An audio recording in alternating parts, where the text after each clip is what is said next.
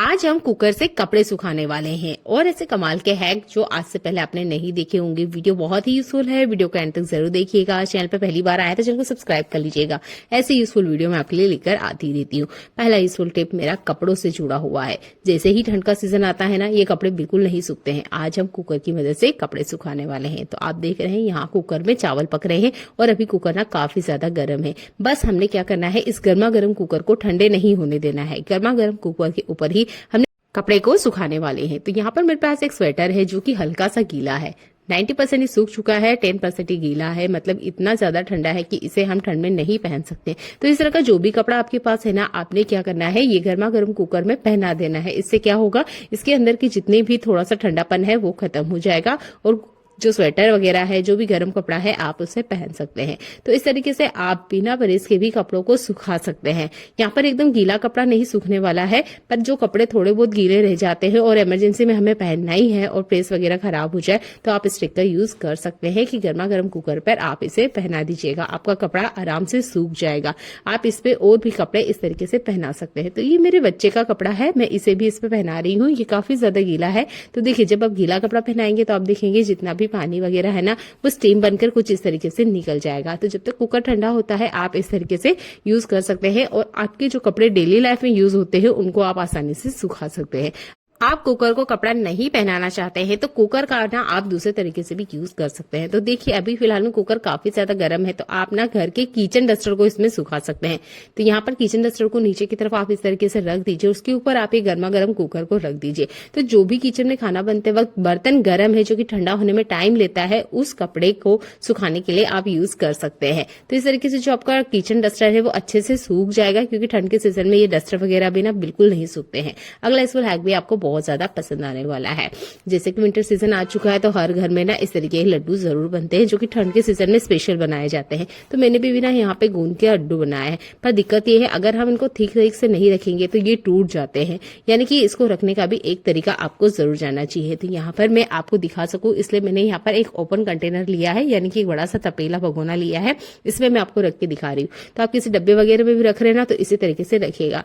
सबसे पहले क्या करना है, एक लड्डू लीजिए और बीच सेंटर से आपको इसको सेट करते हुए जाना है। साइड कॉर्नर से आप सेट करते हुए जाएंगे तो आप देखेंगे ये आपस में दब जाते हैं, चिपक जाते हैं, जिसकी वजह से हम इसे जब निकालते हैं तो ये टूट जाया करते हैं। ये वैसे ही बहुत ज्यादा सॉफ्ट होते हैं, तो इन्हें हमेशा सेट करने के लिए इस तरीके को आप अपनाइए। डायरेक्ट आप रखने जाएंगे तो ये बिखर जाएंगे। ये बहुत ही छोटे छोटे ट्रिक्स हैं जो आपके इन लड्डुओं को बिल्कुल वैसे के वैसे ही रखेंगे जैसे कि ये है। तो पहले लेयर में हमने कुछ इस तरीके से इसको सेट कर लिया है और ठूस ठूस के तो आपको बिल्कुल इन्हें भरना नहीं है। जितना हो सके इसके बीच में गैप जरूर रखिएगा। इसके बाद में हम यहाँ बीच में से लड्डू नहीं जमाना स्टार्ट करेंगे। साइड कॉर्नर में आप देख सकते हैं थोड़ी बहुत जगह है, तो इन जगह से हमने स्टार्ट करना है। तो इस तरीके से आप ट्रायंगल साइज में इन्हें सेट करते जाएंगे। एक सेकेंड लेयर में हम इसे साइड कॉर्नर से सेट करते हुए जाएंगे और जिस तरीके से हम किसी रस्सी वगैरह को फोल्ड करते हैं ना, उस तरीके से हम इस लड्डुओं को भी सेट करते जाएंगे। इस तरीके से आपके लड्डू बिल्कुल वैसे ही मिलेंगे जैसे कि आपने इसे बनाते वक्त जो इसका साइज रहता है वैसे ही रहेगा। बिल्कुल नहीं बिखरने वाले हैं। मेरा पर्सनल एक्सपीरियंस है, एक बार आप भी इसे जरूर करके देखिएगा अगर आप भी इस तरह के विंटर सीजन में लड्डू बनाते हैं। तो मेरे पास बहुत ज्यादा लड्डू नहीं है, नहीं तो मैं आपको पूरा का पूरा इस तरीके से सेट करके बताती। गैस पर आपने कभी कपड़े सुखाए हैं? नहीं, तो इस तरीके से एक बार जरूर सुखा के देखिएगा। ठंड से जुड़ी हुई आपकी बहुत सारी समस्याओं के हल हो जाएंगे। तो यहाँ पर मैंने बड़ी साइज का भगोना लिया है, गैस को मैंने फुल स्पीड में चला दिया है और देखिए इस तरीके से उल्टा करने के बाद लगभग 15 से 20 सेकंड में ही ये बढ़िया से गर्म हो जाता है। इसके बाद में आपने मीडियम फ्लेम कर देना है। इसमें आप अपने डेली लाइफ के सारे कपड़े सुखा सकते हैं। बहुत ज्यादा गैस वेस्टिंग नहीं होते हैं, पर यहाँ पर आपको ये ट्रिक बहुत ज्यादा काम आने वाली है, क्योंकि कुछ कपड़े ऐसे जरूर होते हैं जो हमारे डेली लाइफ में बहुत ज्यादा यूज होते हैं और इसके बिना हमारे काम नहीं चलते हैं। जैसे कि बच्चे के कपड़े हो सकते हैं, सॉक्स हो सकते हैं, रुमाल हो सकता है, जो भी आपका लगता है कि बहुत इंपॉर्टेंट कपड़ा है उसको ना आप इस तरीके से सुखा सकते हैं। ये हैंकी वगैरह होते हैं जो कि हमारे डेली लाइफ में बहुत ज्यादा यूज आते हैं, तो ना आप इसको आराम से इस पे सुखा सकते हैं। घर में छोटा बच्चा है तो इस ट्रिक को तो आपको जरूर अपनाना चाहिए, क्योंकि गीले कपड़े हम बच्चों को बिल्कुल नहीं पहना सकते। तो मेरे पास भी 2 साल का बच्चा है और देखिए इसके कपड़े भी मैंने कुछ इस तरीके से सुखाए हैं। तो इन ट्रिक को आप अपनाते हैं तो आपके बहुत सारा जो टाइम वगैरह है वो बच जाएगा और आपके जो कपड़े हैं ना वो भी अच्छे बढ़िया से सूख जाएंगे। जब भी हम नारियल को घिसते हैं तो आपने देखा होगा कि इसके छोटे छोटे टुकड़े ना अक्सर बच जाते हैं और इन बचे हुए टुकड़े का हम यूज नहीं करते हैं, रख देते हैं कि कभी हम यूज करेंगे, पर वो टाइम कभी आता ही नहीं है। उल्टा इसमें तेल चढ़ जाता है जिसकी वजह से किसी भी रेसिपी में बिल्कुल नहीं खाने में आता है। तो आपने क्या करना है, जब भी नारियल घिसते हैं तो छोटे छोटे टुकड़े बच जाने पर कभी भी इसे रखिए मत। अगर आप यूज लेते हैं तो अच्छी बात है, अगर नहीं लेते हैं तो इस ट्रिक को आप अपनाइए। आपने क्या करना है, नाइफ की मदद से छोटे छोटे ना टुकड़े कर लेना है। इसके बाद में इनको मिक्सर में आपको पीस लेना है। तो 2-3 बार रुक रुक के आपने इसे पीसना है क्योंकि ये बहुत ज्यादा हार्ड आते हैं। तो इस तरीके से मिक्सर जार में या चटनी जार में आप इसे अच्छे से पीस लीजिए और हाथों हाथी आप इसका यूज कर सकते हैं। तो ये बहुत ही कमाल का है कि इस तरीके से भी ना आप नारियल आसानी से घिस सकते हैं। तो देखिए, आप नारियल अगर कद्दूकस से घिसते हैं तो अच्छी बात है, अगर आपके पास कद्दूकस नहीं है तब भी आप मिक्सर जार में ना इस तरीके से बहुत आसानी से ये जितना भी नारियल वगैरह है ना इसको अच्छे से घिस सकते हैं। बहुत ज्यादा देर तक हमने मिक्सर को नहीं चलाना है, बीच में आपने चेक कर लेना है। अगर आपको इससे और ज्यादा नरम चाहिए तो आप वो भी कर सकते हैं, या थोड़ा दरदरा रखना चाहते हैं ना तो वो भी कर सकते हैं। आपके पास नहीं है अगर ग्रेटर तो आप ये वाले ट्रिक को भी यूज कर सकते हैं। और देखिए, बहुत आसानी से ना ये ग्रेट हो चुका है और मुझे ना मिक्सर जार वाला ट्रिक ज्यादा पसंद आया है। तो आप दोनों में खुद देखकर फर्क बता सकते हैं।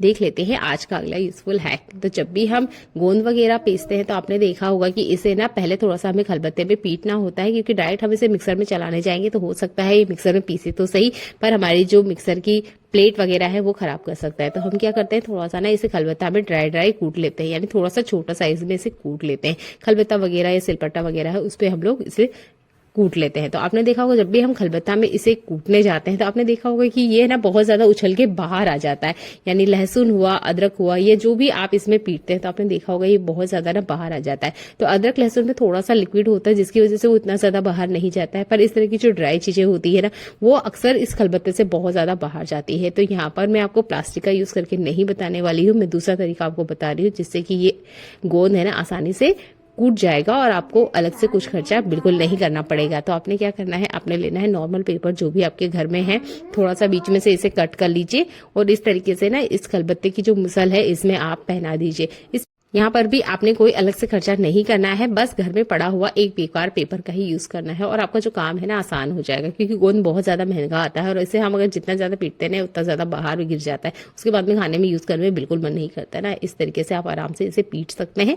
तो ये देखिए, मैंने आपको इसको पीट के बताया है, ये देखिए बहुत आसानी से बारीक बारीक से ना पीट के रेडी हो चुका। तो आई होप ये ट्रिक भी आपको पसंद आती है और आप इसे जरूर करना चाहेंगे। आप चाहते हैं तो इसे लहसुन अदरक के लिए भी यूज कर सकते हैं। तो देखिए, बहुत बारीक बारीक साइज में गोंद हो चुका है। आई होप ये ट्रिक आपको पसंद आती है। जब भी आप गोंद पीटें तो इस ट्रिक को जरूर यूज करके देखिएगा। चलिए देख लेते हैं आज का अगला यूजफुल हैक। पहली बार आए तो चैनल को सब्सक्राइब कर लीजिएगा।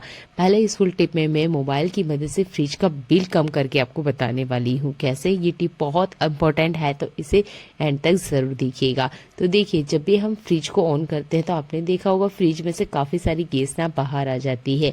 तो हमेशा कोशिश कीजिएगा कि फ्रिज को कम से कम टाइम के लिए खोलें और आपको ये चेक करना बहुत जरूरी है कि कहीं फ्रिज में से गैस लीकेज नहीं हो रही है। अगर हो रही है तो ये एक अलर्ट सिग्नल है। पता कैसे करें, ये सबसे बड़ा प्रॉब्लम है। तो आपने लेना है मोबाइल, आपके पास कोई सा भी मोबाइल है चलेगा, कीपैड है तो और अच्छी बात है। मेरे पास कीपैड नहीं है, मैंने ये वाले मोबाइल ही यूज किए हैं।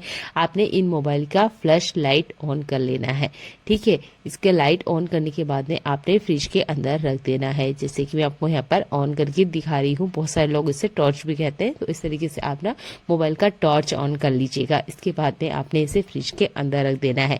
अगर आपकी फ्रिज बहुत ज्यादा बड़ी है तो आप यहाँ 2 से 3 मोबाइल का यूज कर सकते हैं। मैं 2 मोबाइल का आपको यूज करके दिखा रही हूँ, तो आप ऊपर वाले नीचे वाले में दोनों रोज में इसे रख सकते हैं ताकि आप बहुत अच्छे से चेक कर पाए कि इसमें से जो गैस है वो कहीं से बाहर तो नहीं आ रही है। तो इस तरीके से इसका टॉर्च ऑन करने के बाद में आपने फ्रिज को बंद कर देना है। इसके बाद में आपका जो घर का लाइट वगैरह है उसे बंद कर देना है। अगर आप ये काम दिन में कर रहे हैं तो खिड़की दरवाजे को थोड़ा सा बंद कर दीजिएगा ताकि आप देख पाए कि जो मोबाइल की लाइट है वो किसी भी वजह से फ्रिज से बाहर तो नहीं आ रही है। अगर आ रही है तो आपको अभी ही इस फ्रिज के बेल्ट को बदलने की जरूरत है। इसी की वजह से गैस बाहर आती रहती है और हमारा जो फ्रिज है वो बहुत सारी लाइट को कंज्यूम करता है ठंडा होने के लिए। अगर गैस बाहर आती रहेगी तो और ज्यादा लाइट को ये लेगा, जिसकी वजह से आपका लाइट बिल बढ़ता है। तो कोशिश कीजिएगा इस तरीके से ये ट्रिक को यूज करते हुए महीने में 2 बार इसे जरूर करें ताकि आपको पता चले कि आपका लाइट का बिल इस वजह से तो ज्यादा नहीं आ रहा है। अगर आ रहा है तो बिल को चेंज कीजिए।